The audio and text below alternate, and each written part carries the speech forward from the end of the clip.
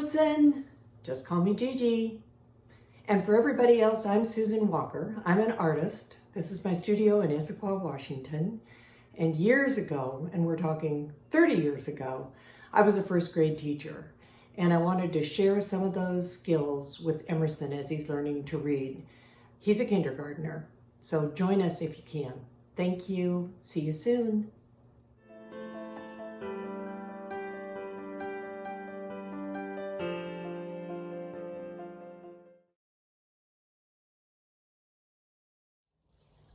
Hi, Emerson. Just call me Gigi.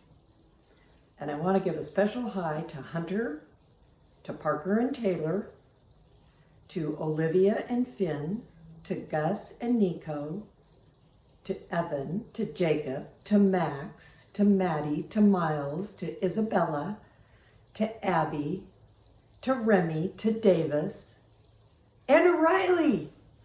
All right, friends, we're going to get going. First of all, I wanted to start with a mistake, and it was with one of the vocabulary words that I read from our Caleb and Kate book. I actually mispronounced. I said the word the wrong way. And at first I was really embarrassed about that because it's on tape now. I mean, it's on video and parents and other people can listen to it and think, ew, she made a mistake. But then I thought, no, wait a minute, mistakes are good. You really learn from mistakes, and I don't think I'll ever mispronounce this word again, but I wanted to be a good role model for you and show you that making mistakes is just, it even happens to me, a teacher and an older lady. So hang in there if you make mistakes. But the word, this was at the beginning of the book where he's walking away from an argument they had, and she is starting, Kate, the wife, is starting to yell at him.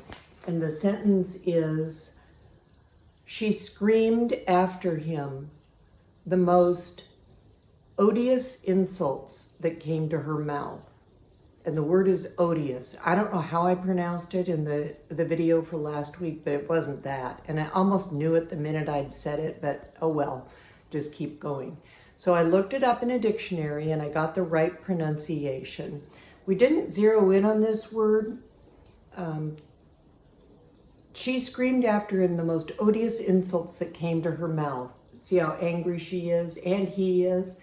Odious means, well, take a guess from the pictures and just from the context cues. Extremely unpleasant. Okay, my friends, we are going to get ready for today's lesson. I chose two books to read today. The first one is one of Izzy's favorite books. And today our lesson is focusing on rhyming words. And this is a very short story that kind of has a repetitive and a rhyming nature to it. It's a really fun book. And here are some of the words that you're going to see in this story, or at least hear. Rake, snake. See, there's a blend, S-N. So rake starts with an R. Because of the silent E, the A says its own name. So rake, the K makes the K sound. So snake is actually spelled the same way, except the first letter now, or letters, is S-N instead of the R. Snake. Okay? Log. L. Ah. Short O. Ah. Log. Blend. F-R. Frog. Log. Frog. One thing I wanted to mention is I give you these cues. The long A, I put a flat line on. The short A, I put this little half smile. You're not going to see those cues in books when you read. Those are just Gigi's cues for you as you start to learn to read. And the last words that you're going to hear, there are lots more, but this book that were easy rhyming words is confused person, rug, and bug, little creepy crawly, bug. Okay, let me get set up to read the story to you. All right, give me a minute. I was walking down the road. The words are written by Sarah E. Barchus, and the pictures are by Jack Kent.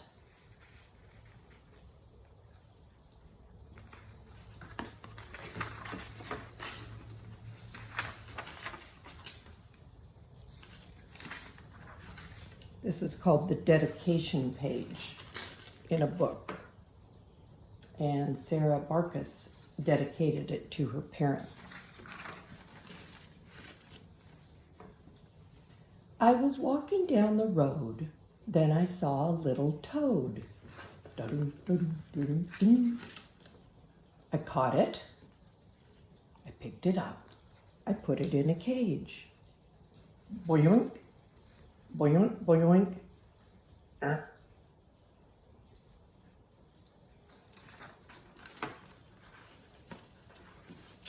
I was looking at the sky, then I saw a butterfly.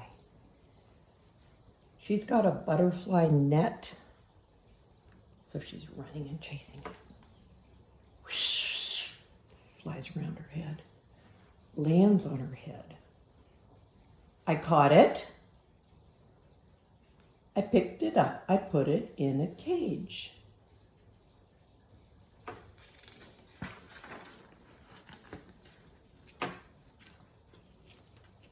I was working with a rake when I saw a little snake. Look at the dog. I caught it, I picked it up. I'm getting out of here. I put it in a cage. Peek. Now I can be all brave. The snake opens his eye really wide and goes, huh?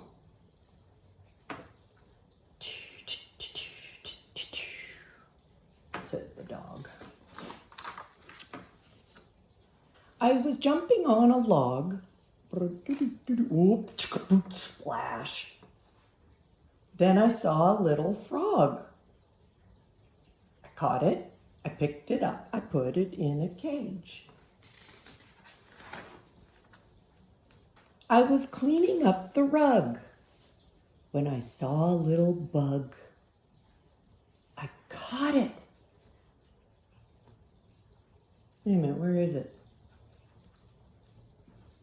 What is that tickling under my arm? Let me reach in there and see what that is. It's not the bug. It is. It's the bug. Ah. I picked it up. I put it. Oops.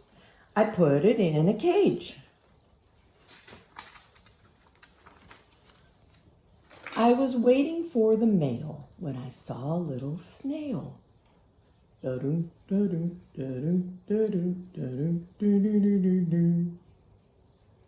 caught it. I picked it up. He's on her shoe. I put it in a cage. With her shoe, still on the shoe. I was sweeping up the house when I saw a little mouse. Run, run, run, run. I caught it. I picked it up. I put it in a cage. I was looking for my mitten. There's one red mitten. Where's her other one? It's a glove. A mitten is a glove. Oh, do you see 4 little legs under that glove? She was looking for her kitten. I found a little kitten. Boink. I caught it. I picked it up. I put it in a cage. I was eating cake and cider when I saw a little spider. Snip, into the teapot you go. I caught it, I picked it up, I put it in a cage.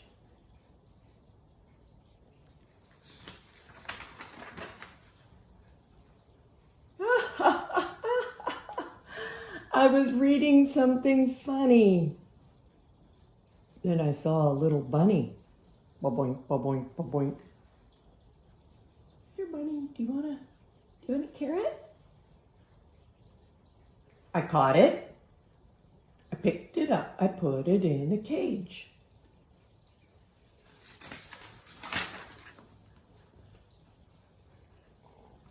This is a bird. The name of this bird is sparrow. That's going to be part of the rhyme. I was pushing a wheelbarrow when I saw a little sparrow. Whoops, her wheelbarrow dumped. She fell down, the wheelbarrow dumped over, and the pot landed right on the sparrow. Here's this little sign means he's making tweets and music. Tweet, tweet, tweet. So she looks around and she sees this bucket upside down, but there's the little tweet. Hey, I caught it. I picked it up. I put it in a cage.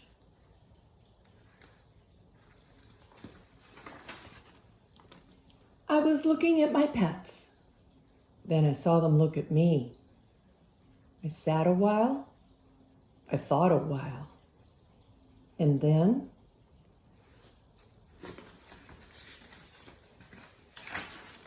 I set them free.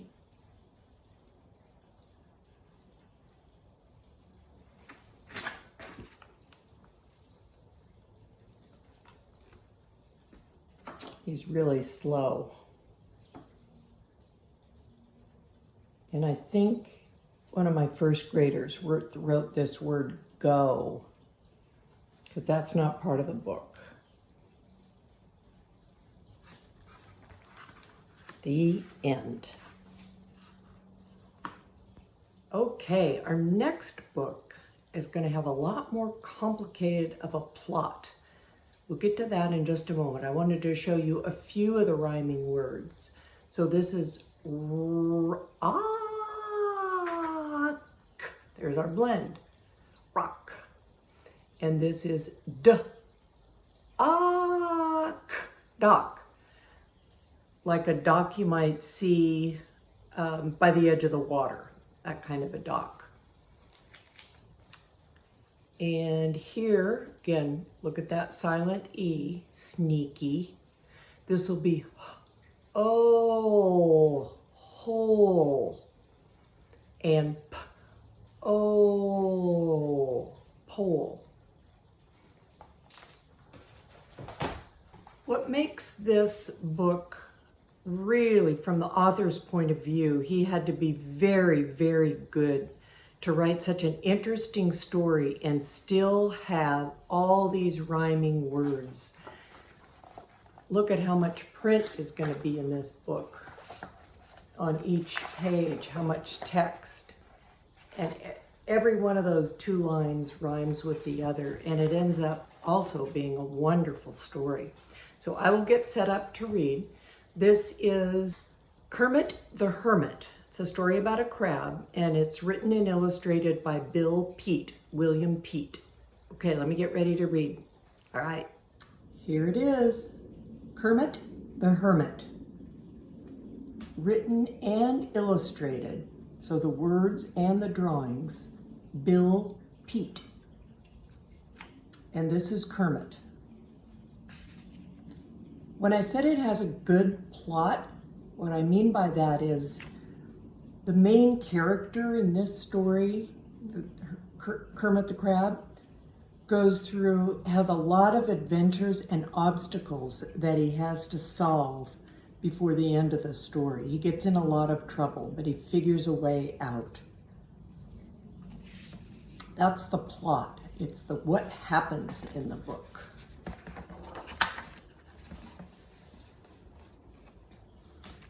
And here's a dedication. This is to my wife, Margaret, and my sons, Bill and Steve.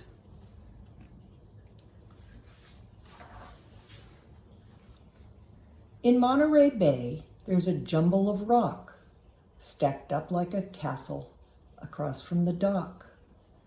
The king of this castle, an old crab called Kermit, lived all by himself in a cave like a hermit. There was never a crab who was 1/2 as selfish or 1/10 as mean as this crusty old shellfish. There he is right there.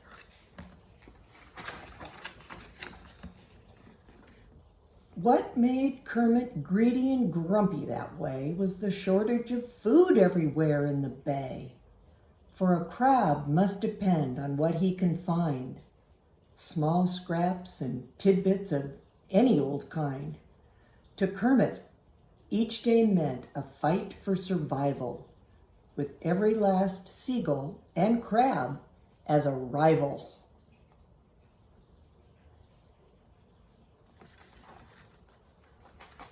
He's holding on tight to this apple core and to this piece of bread, but they're diving down and trying to snatch it from him.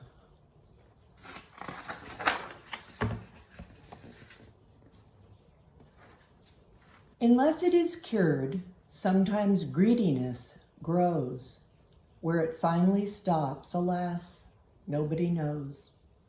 And before very long, Kermit grabbed everything from a rusty padlock to a ball of kite string, a broken jackknife, a pair of old shoes, things that a crab couldn't possibly use.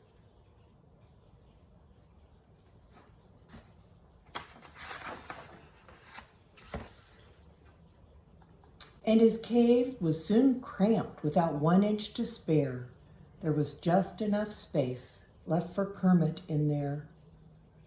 So there he is, right on top of all of his junk. Like any old miser, he wanted a lot of something or other. He didn't care what. He may have been greedy for the rest of his days, but an odd twist of fate will change Kermit's ways. What's gonna happen? This remarkable change in old Kermit began with an everyday thing, just a battered tin can. A pork and bean can that had been tossed away, far out in the sand dunes that bordered the bay. The crumpled tin lid caught the sun's bright reflection, which caused it to sparkle in every direction. And since the old miser had never been told that bright things that glitter are not always gold, he supposed it must be some valuable thing that someone had lost, a gold watch or a ring. So he crawled off the rocks and out onto the land, and then over the hilly, broad stretches of sand.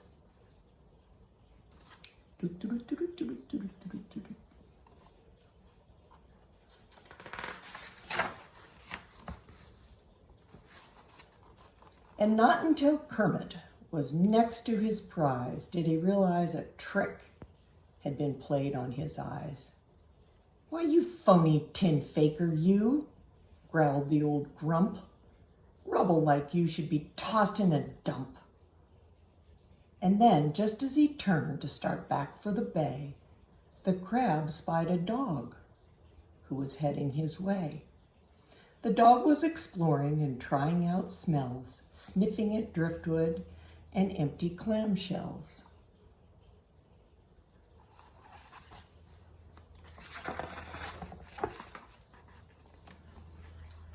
One sniff at the can told him what had been in it, so then he turned to sniff at old Kermit a minute. In one grab, the crab gave the dog a sharp nip on his sensitive nose, and the dog let out a yip. "That'll teach you," Kermit snapped, "to go sniffing at me." Then he turned himself around to head back for the sea. But the dog made a leap, seized the crab in his jaws by the back of the shell, beyond the reach of his claws. "Put me down," cried the crab. "Put me down, you big brute, or I'll give you another good pinch on the snoot."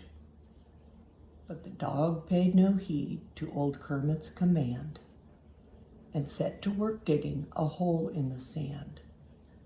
The crab guessed at once it was not just a cave, it was going straight down, so it must be a grave. "What a horrible end," Kermit said with a groan, "to be buried alive like a worthless old bone."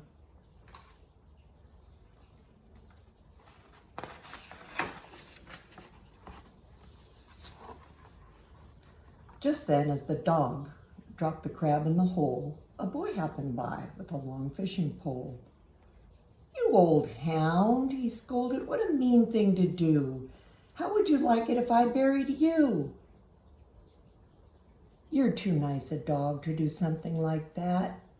Then he scooped up the crab in his tattered straw hat, trotted off down the beach to the edge of the sea, and flipping his hat, he set old Kermit free.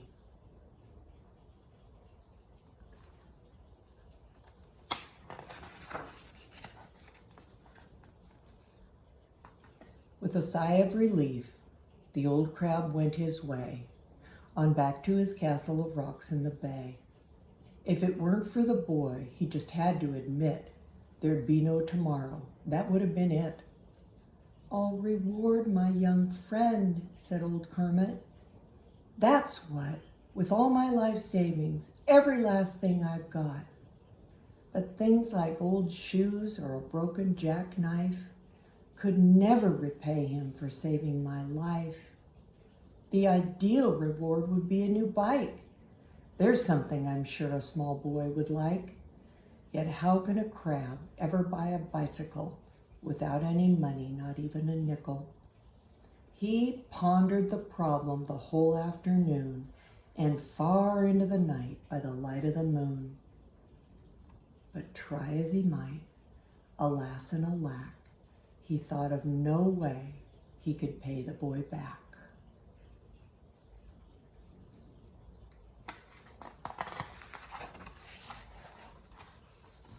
The next afternoon, as he crawled on the rocks, Kermit spotted the boy at the end of the docks.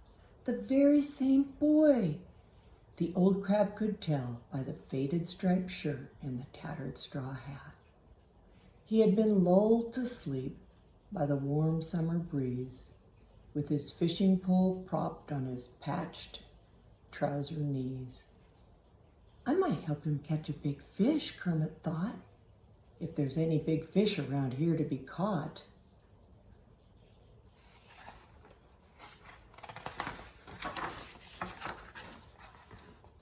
Of course, he must first find the boy's baited hook. So he scrambled out into the bay for a look. And just a few yards from the pilings, he found it, with a school of small minnows all swarming around it. Lightly gripping the line just below the lead weight, Kermit tiptoed along gently, dragging the bait. If he happened to give it the least little jerk, the boy would reel in, and his plan wouldn't work.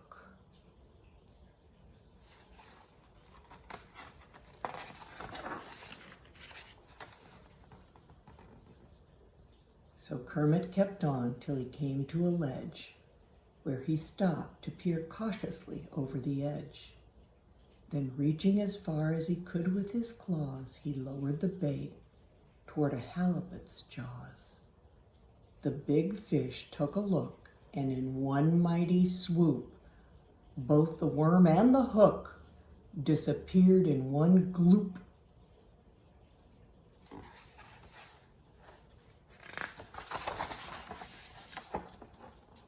When he found he'd been hooked, he took off like a streak, and the line, which was really too flimsy and weak, suddenly snapped from the force of the shock, somewhere behind Kermit, back near the dock.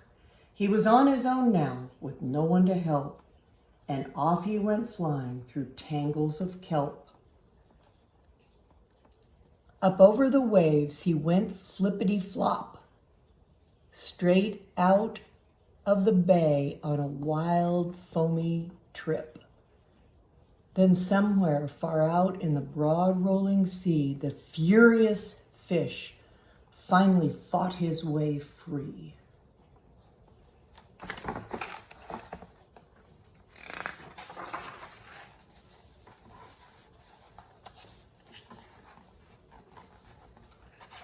Way out in deep water, the crab couldn't crawl. About all he could do was let himself fall. Here he's falling. And Kermit went tumbling down in slow motion into the dark, gloomy depths of the ocean, to the soft, sandy floor where he lit with a plunk near the place where an old pirate ship had been sunk.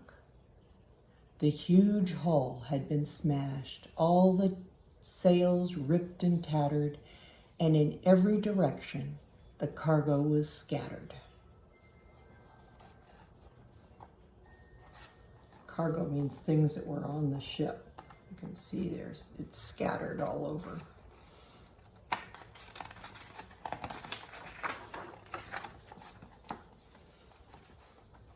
I imagine, said Kermit, I'm not safe down here.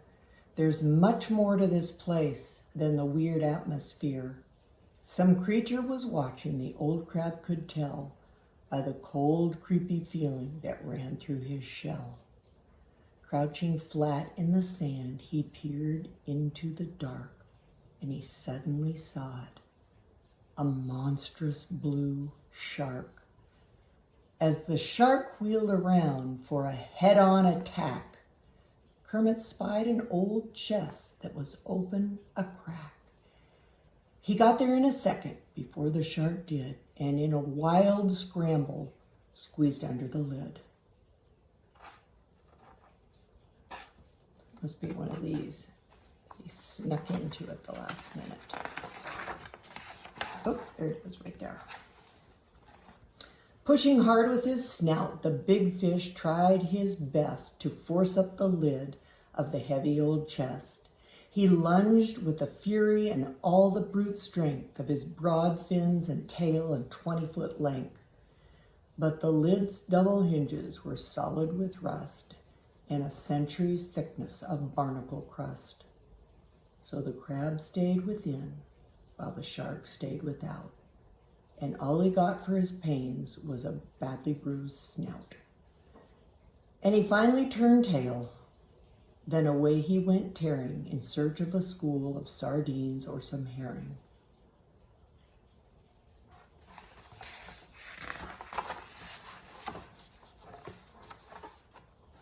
Not until he was sure the big shark was gone did Kermit look down to see what he sat on. The old chest was filled pretty near to the top with a heap of gold pieces that made his eyes pop. How strange, Kermit muttered. No one's found it before. It can't be much more than 2 miles from shore.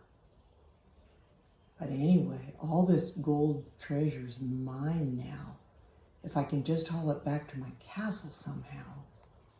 With a coin in each claw, he set out for the bay, with his life in great danger each step of the way.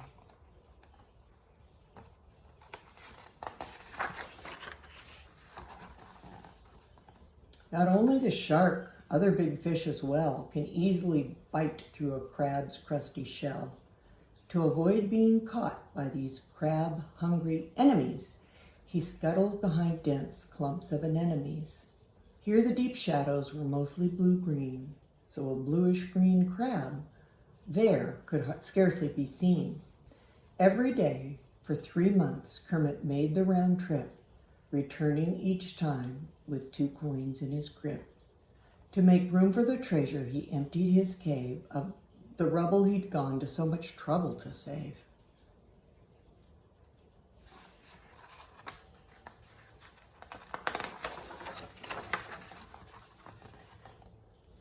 After stacking the gold into one gleaming pile, his crusty face cracked into a satisfied smile.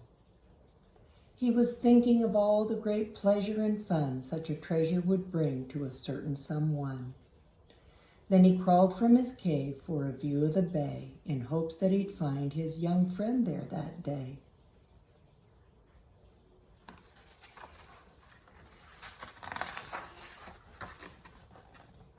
Since the dock was deserted, he looked toward the shore when he spied some small boys, half a dozen or more, tall ones and scrawny ones, one who was fat, but not one of them wore a striped shirt or straw hat. But his young friend might wear something else altogether, since winter had come with its cold, foggy weather. But anyway, Kermit thought, what could I do? Just walk up and say, here's a present for you? Then he heaved such a deep and most sorrowful sigh, he attracted a pelican roosting nearby. Cheer up, old fellow, the big bird began, smiling as only a pelican can. If you've got a problem, please let me suggest you tell it to me. Get the thing off your chest. No one could resist such a big friendly smile, so the crab told his tale to him for after a while. He showed all the gold when he came to the end and tried to describe his heroic young friend. That boy said the bird is familiar to me. Some people watch birds. I watch people, you see. The lad has 2 sisters and also 1 brother, and then I'm quite sure a father and mother. They live in a very small 3-bedroom red shack in the south part of town besides the train track. I could carry the treasure there inside of my beak, but I'd swallow it all, for my beak has a leak. So if you would like, I'll just give you a lift. Besides, you're the one to deliver the gift.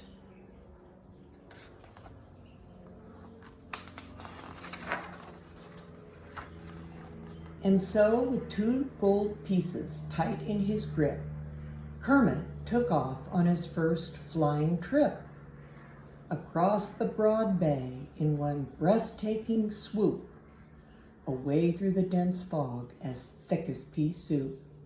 By the time Kermit got up the nerve to look down, the big bird was soaring out over the town.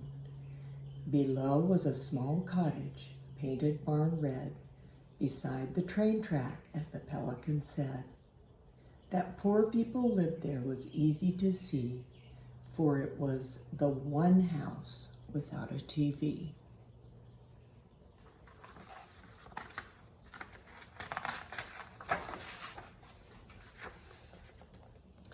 As the pelican came to a fluttering stop alongside the chimney, he let the coins drop. They fell to the bottom, the 2 friends could tell, for the pot-belly stove went kerbong like a bell. Then inside the house, great excitement broke out. Why, it's gold! It's real gold! They heard somebody shout.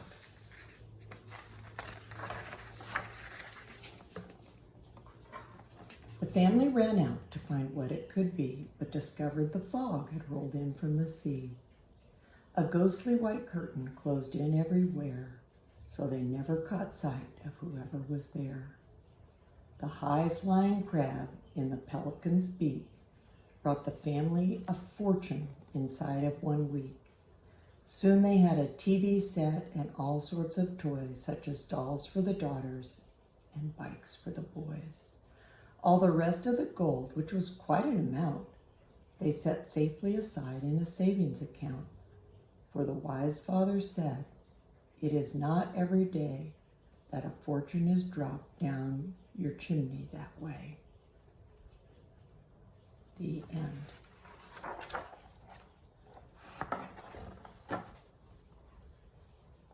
Boy, I hope you liked that story as much as I did. I got some favorite pages of some of the obstacles, the challenges that the main character of this story, the crab, has. So here's the one where the dog is going to bury him. And the boy then rescues the crab. And he's trying to help the boy by putting this big fish on the end of the boy's fishing pole, and it snaps and he's dragged out to sea. But if he hadn't been dragged out to sea, he wouldn't have found the sunken pirate ship And if the shark hadn't been there, he wouldn't have had to hide in this chest of gold pieces. So it just goes on and on and on. And Bill Peet, the author, keeps making all those words rhyme. It's just an astounding feat, and lots of really good vocabulary in there too. So those are 2 books about rhyming words. And next time we get together, we're going to be talking a little bit about syllables, and those are how you chunk longer words into separate parts and sound out the separate parts and sort of blend them in your own mind, put the 2 parts together, syllables. That is going to be a little easy for some of you and a little harder for some of the rest of you, because you are my friends who are all sorts of ages. So syllables is going to be more advanced than what some of you are ready for, but not all of you. So thank you for your hard work today and your good listening. I know you're working hard. I saw a picture of Davis actually reading a book. His mom posted a picture on one of the social media sites. And I know Emerson has showed me, my very own grandson, has showed me how he can read by sending me short video clips of him sounding out words too. So it's just wonderful. Okay, everybody, see you next time.